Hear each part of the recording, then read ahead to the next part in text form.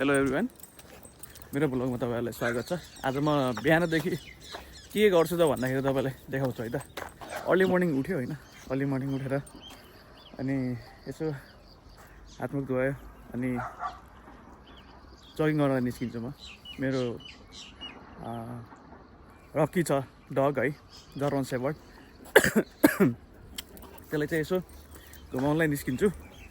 यो चलेको गर्ने हो त्यतिखेर नि होइन, 24 घन्टा अनि यसलाई घुमाउनु निस्क्यो।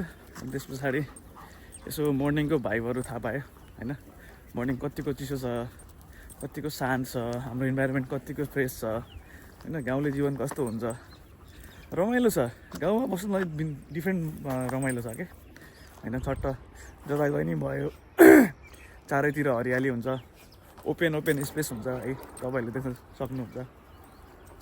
अनि यसो दौड्यो होइन, लगभग 45 मिनट्स जगिङ हुन्छ।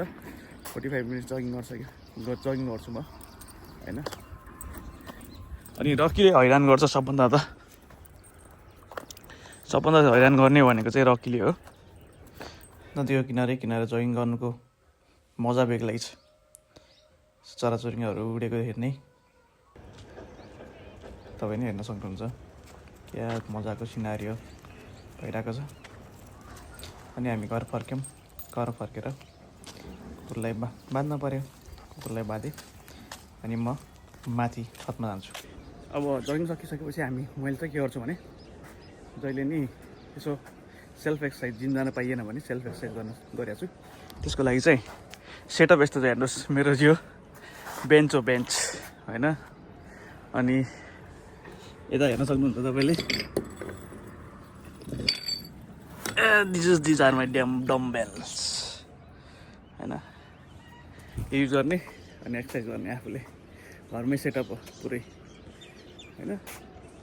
अब के नगर्नु भन्दा त यसो होइन, आफूले 45 मिनट्स 45 to 1 hours यसो दियो भने यसो आफू पनि फ्रेस भइन्छ अनि ज्यान पनि यसो मोटो हुँदैन। ज्यान मोटो भएन भने के हुन्छ त, रोग लाग्ने सम्भावना चाहिँ घट्छ। त्यही भएर चाहिँ के गर्नु पर्दा एक्सर्साइज गर्नु पऱ्यो होइन।